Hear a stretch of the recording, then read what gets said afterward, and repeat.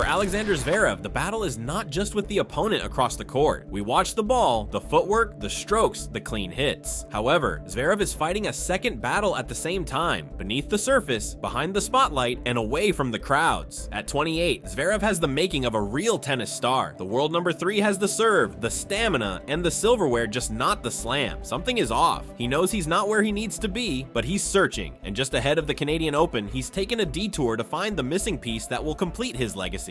And it will likely have to do with the Nadal family. Could this be the critical moment to turn the tide of fortune? Or does this personal crisis spell the end of the career for one of the most talented and tormented players of this generation? On paper and in the numbers, Zverev's career is brilliant. 24 ATP titles, Olympic gold from Tokyo, 2 Nitto Finals trophies, and almost 500 tour-level wins. He's landed a win against each from the Grand Tennis Trio, Djokovic, Federer, Nadal. He reached world number 2 and played in 3 Grand Slam finals. However, there's also this other list that Zverev is on, and on which no player wants to be. After all, he is one of only 3 players besides Agassi in 2002 and Roddick in 2004 to end a season as world number 2 without achieving a single Grand Slam. Just last year, he tried to seize it at Roland Garros, reached the semifinal in Melbourne, the quarterfinal in New York, and the 4th round at Wimbledon. No success, no breakthroughs, no titles, an aspiring career left without its pinnacle moment. And 2025 has been more of the same nothing but a single ATP 500 title in Munich and a major campaign troubled by inconsistency. No one could guess what was wrong until Wimbledon.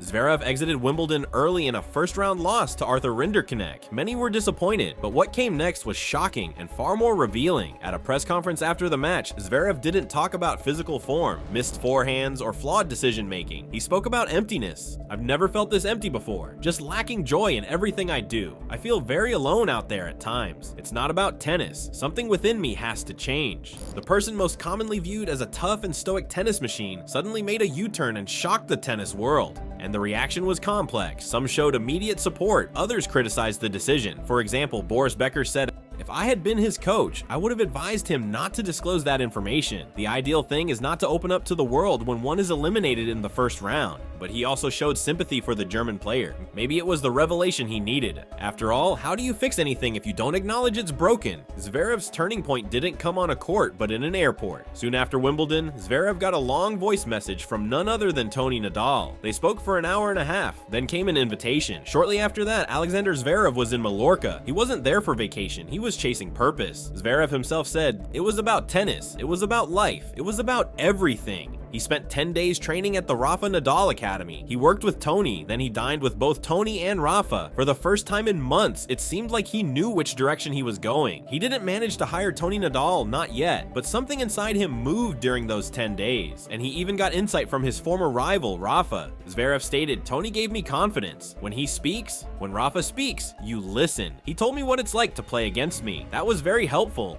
And when a player feels existential emptiness and self-doubt, wise words and sound advice mean everything. But there's still this question we all have, and which Zverev himself must surely ask. Will he ever win a Grand Slam? And he's been a moment away, perhaps never as close as in the 2020 US Open final, where he served for the title against Dominic Thiem, only to lose it in the blink of an eye. Since then, he's been haunted by the moment and pressure, especially at the slams. Critics blame his mental state. Coaches frame it as bad tactics. Zverev, on the other hand, says it's more personal than anything else. Something has to change. Not on the tennis court, something inside me. And off the court, Zverev has faced public scrutiny for deeply personal matters. He faced a domestic abuse allegation with his ex-girlfriend, which led to a public trial before it was eventually dropped. Although Zverev adamantly denied the accusations, the incident has taken a toll on his image and stature, perhaps even his mental health. "I've been through a lot of difficulties in the media. I've been through a lot of difficulties in life generally," he stated after the Wimbledon loss. Sometimes everyone needs a reminder that sportsmen aren't machines. Even the world number 3 can feel lonely. For Zverev, tennis is no longer about getting a trophy. It is about making sense of why he plays at all. His issues have little to do with performance. They are emotional battles that he fights parallel to his professional matches. Yet he's still fighting to get a complete picture of himself. Tony Nadal, with his wisdom and experience, echoed this sentiment. To win is a thing about mentality. Zverev has everything, but he must be brave when it matters. And this suits the ill-faring pattern. Whenever Zverev gets close, he blows leads or chooses passive shots in finals. In the end, he always unravels. So, what comes next? Toronto and the Canadian Open.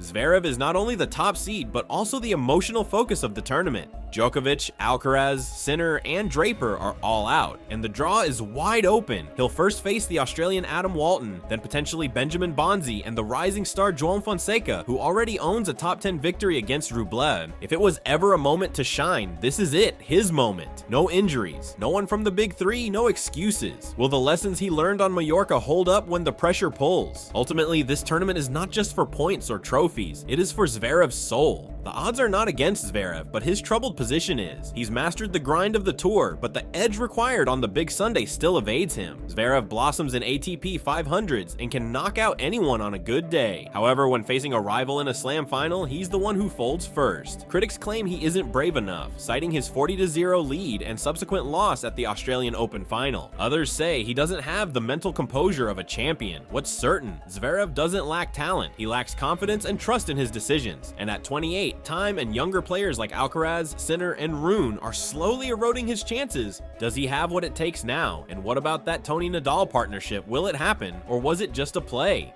Zverev is cautious but optimistic. We're talking about what a potential partnership could look like. He's a very busy man. Even a short time under Tony's guidance could prove to be invaluable. Let's not forget he built Rafa into a champion, not only by sharpening his game, but by fortifying his psyche, by boosting talent into dominance, by turning aggression into composure. Can he do that for Zverev? Many choose to believe. The Canadian Open will show. If you've kept a close eye on Zverev's career, you've noticed one thing. Every year feels like the crossroads, and every year ends up almost. 2025 was not much different than 2024. Same hopes, same heartbreak. What's different now? It's an honest revelation, perhaps even a new mindset.